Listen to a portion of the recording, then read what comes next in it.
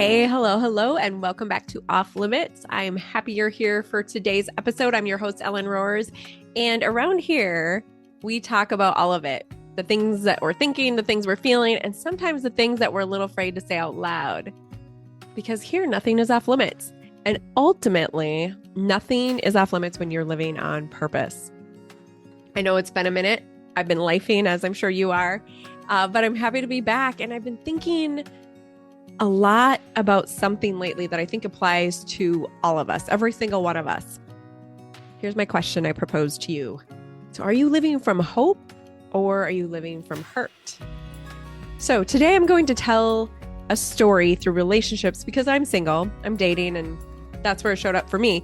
But it's really not a dating episode. It's not for somebody that's single. Maybe for you, you're married. Maybe you're thinking about a friendship. Maybe it's your career. Maybe you're starting over at something that didn't work. Whatever it is, while I tell you my story, I want you to be thinking about yours, your situation, because we all have a past.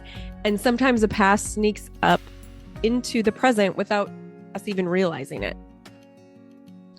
There's a subconscious piece, and you hear me talk a lot about this on my different episodes. That's one of the reasons I'm so fascinated with the subconscious mind. We develop patterns, associations, and protective responses based on what we've experienced. Something might hurt us, our mind learns from it, and sometimes we're still responding to that old experience long after it's over. And that's why awareness matters so much for us. So you can't change a pattern that you don't realize you're repeating. So think about your own life for a minute.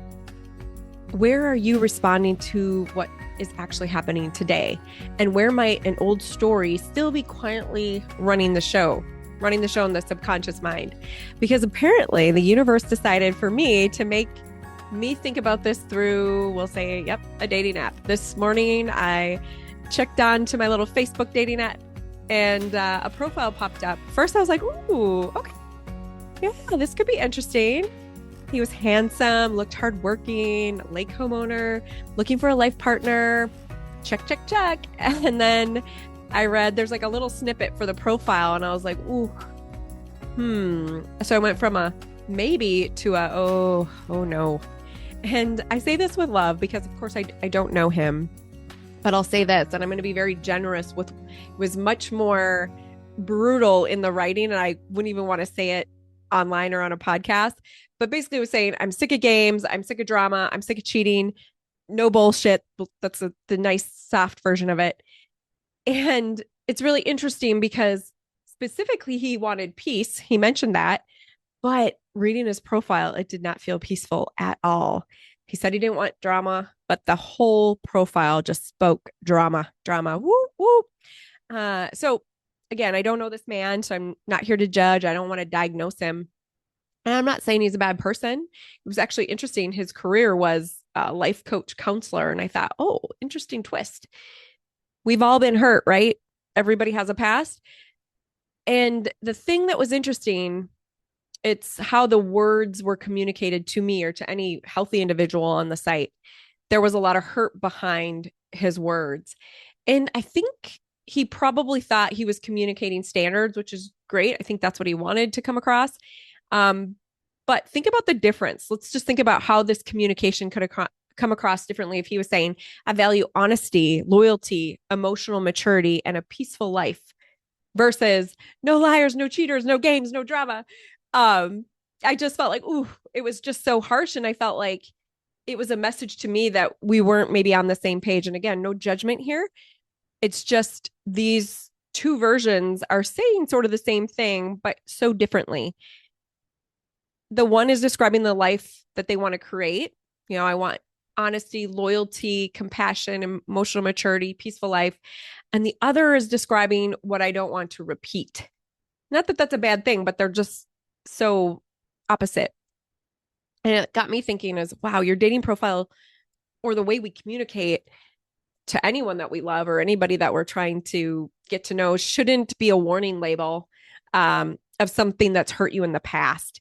And of course, it's okay to have hurt, and it's okay to share that with people when you're learning and you're growing. But it just got me thinking. So let's dive into it. And this is when I thought the weight, you don't want to cast a stone, right? Where do I do this? Because I know I do it too. It's easy to spot somebody else's stuff. We all do it, but it's a little harder to turn the mirror around. So I thought, Ellen, turn the mirror around. What are you carrying? And I'll say it got me thinking a little bit. He's my muse. He might be listening. I don't know, because he's actually listened to my podcast. And this is the thing I can tell you, he's just an awesome, amazing man, someone I genuinely cared about. We were starting to get to know each other. It's been, done now a couple months here, almost a month or so.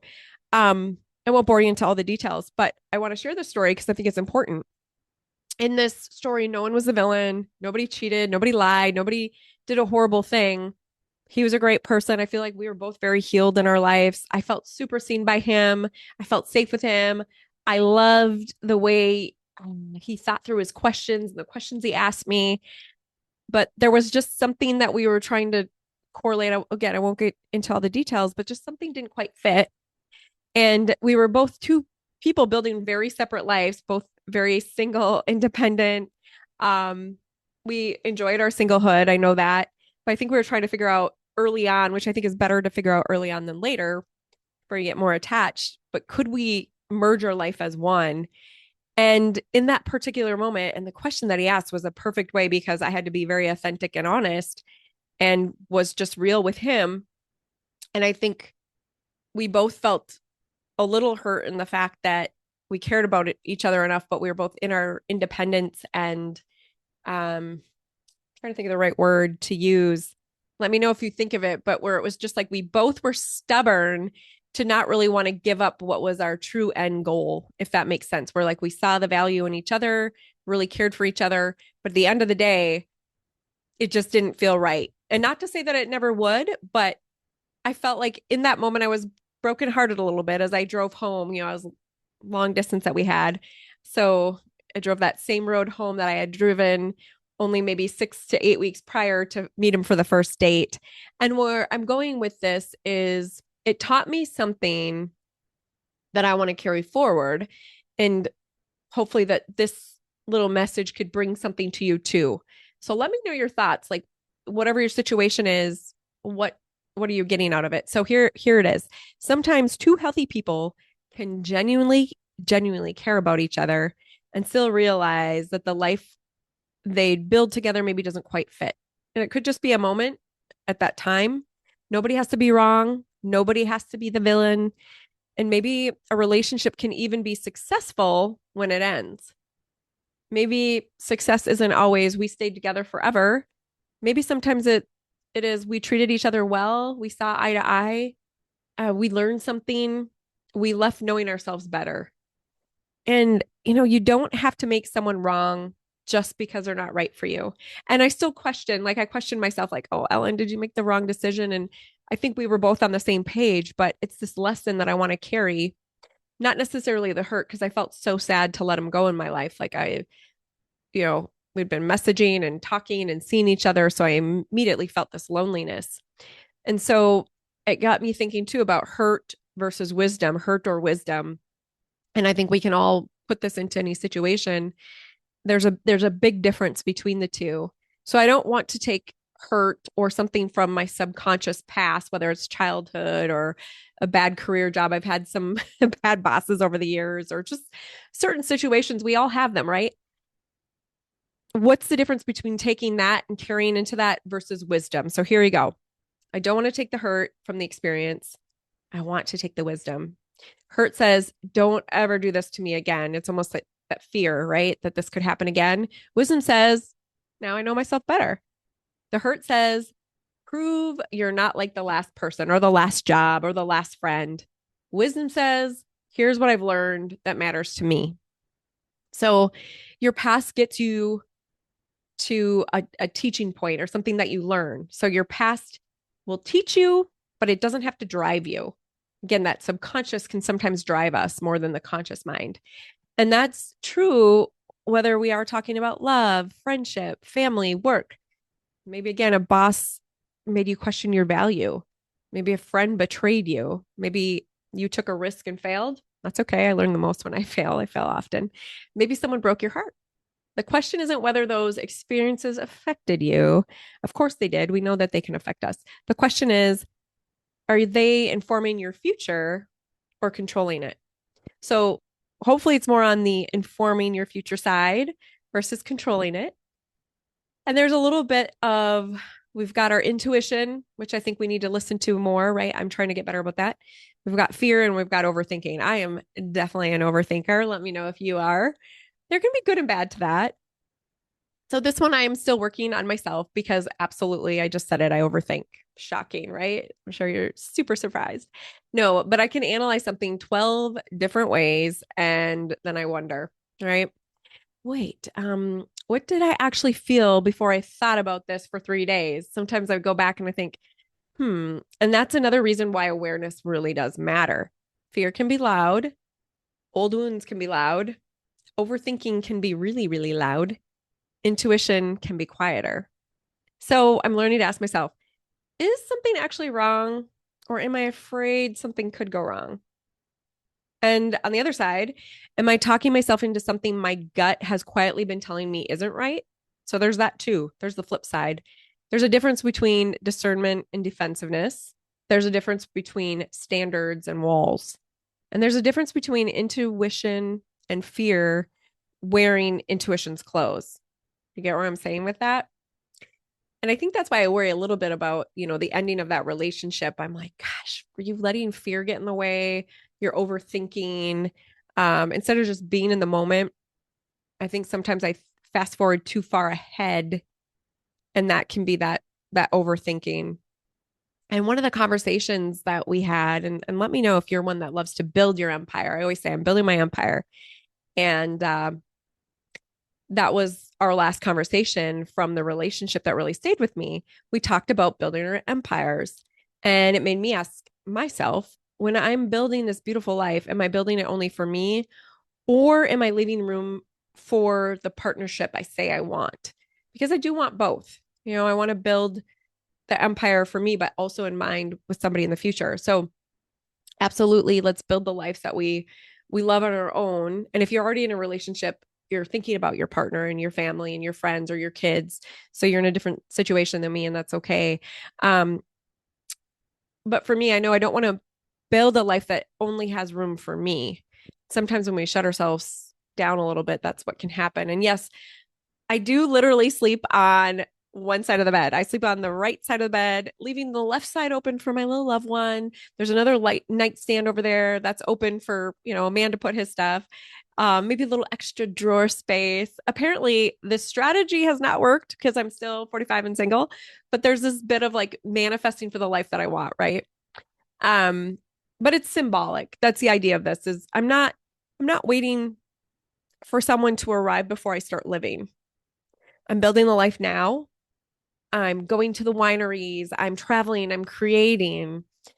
I'm building my empire, but I'm leaving an open door because there's a difference between being independent and being so protected that nobody can get close to you. So I have to remember that. And this is in all areas of life. We can shut down to people sometimes. So there is a power in being solo. So even if you're in a marriage, you've got to sometimes have that solo time, right? And so the same thing, if you're single, there's that power in being single. And I want to say this because you might need to hear it. There are so many wonderful parts about being single or being solo when you get some solo time. And, sometimes it can feel lonely. I think sometimes people will see me sitting at a restaurant alone and feel sad for me or feel lonely. I was at the winery a couple weeks ago and it was sweet. There were a lot of couples. It's a Friday night, so a lot of families, couple like wedding parties, and just it was fun to watch everybody. But I thought a couple, I think, were looking at me and like thinking, what is that girl doing here alone on a Friday night? It was just me and my table. I had my little wine tasting and my pizza. And this gal came up to me and she's like, are you here by yourself? I said, I am. And she's like, oh my gosh, I really think that's neat. She said, I met my husband here. And she said, we already knew each other, but this was our first date. And it was really sweet, because there was a bit of this feeling lonely, but um, I think both are true is that you have to, there's a power in being single as well. And sometimes you can set an example for others because I think she was like, I think it's really cool you're here by yourself. She's like, I don't know if I could do that. So, where I'm going to this is you can be so powerful in your solo time or your singlehood and still desire a true partnership. And you can love your life and still want to share somebody with it. So, remember that we can stand perfectly well on our own and still want somebody standing beside us. So, if you're staying somewhere that you know isn't right simply because you're afraid of being alone isn't always the worst thing. So I bring this up because I think sometimes I see people stay in relationships because even though they're not sure that person's right for them, they'd rather be with someone than alone.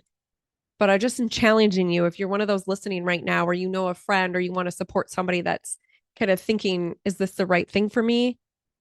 Challenge yourself to say, yeah, I think I can have a really happy life solo until the right person comes along. So sometimes saying somewhere you have to abandon pieces of yourself and that can be lonelier. So a little note I sometimes say is, I'd rather be powerfully single than quietly settling or losing yourself. So if you have a certain dream and your other person isn't really on the same trajectory, I mean, if they're supporting you, that's great. And the idea is to support each other along the way. Um, but it's good to know that, you know what? Powerfully single is not a bad thing. Doesn't mean the loneliness fully disappears. It just means loneliness doesn't get to make the decision for you. So let's, going back to you on, I want you to think about your life. Forget about my little dating scenarios, all the stories I've shared for a minute. Where is this showing up for you? Maybe you're married and something from an old relationship keeps showing up in this one. Maybe there's something from your past that you haven't healed and that overthinking or those hurts, those wounds are making you treat your spouse in a way that you maybe shouldn't. That's something that you want to kind of consider and look at. Maybe you're afraid to trust someone. Maybe you're staying somewhere because leaving scares you. I know that happens too. Maybe you're rejecting opportunities because one didn't work before and you're afraid of failure. Maybe you're working constantly because being busy keeps you from sitting with something uncomfortable. I know that's what I do when I get lonely. I work and work. Maybe you're so focused on protecting what you've built that you've stopped leaving room for something new. So I think that can happen a lot too for folks that tend to be workaholics, um, work, work, work, and then they forget to bring something new into their life. So whatever it is, we all have different things. Ask yourself, am I living toward what I want or am I living to avoid what I don't want to experience again? Does that make sense? Am I living toward what I want or am I living to avoid what I don't want to experience again? Because it can hurt to hurt, right? And that is the difference between hope and hurt. We want to be hopeful and don't let hurt rule the subconscious. So here's a few questions that I want to have you take, or let's take. Am I focused on what I want or what I'm afraid will happen again? So are you living because you're like, this is what I want? Because that's the good thing to focus on your wants and your desires versus, oh, I'm going to do this because I'm fearful that this might happen again. Are my standards rooted in self-worth? Super important for that, right? Or have some of them become armor? Sometimes we put up armor because we're scared of being vulnerable and being authentic. And that is one thing I loved about the relationship. It's important to have a relationship with someone that you can be your authentic self. And that's again why I'm like, oh, I feel like I let a really good one go.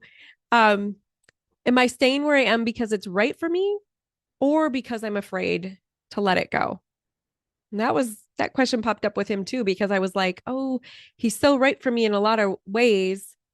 But then would I never get my lake house or, so I was afraid to let him go, but I'm also like, well, I got to stay true to what I know I do want. But there is those sacrifices. Relationships are work, right? So you do make sacrifices. What has this season of my life been trying to teach me? So we're all in different seasons and they ebb and flow. Some are more challenging than others. Some are a lot better than others. But what is this current season of life trying to teach you? Am I responding to what's actually happening today? Or are my responses from something that happened years ago. Again, back more in the subconscious, something that maybe hurt through childhood or past relationship, past job.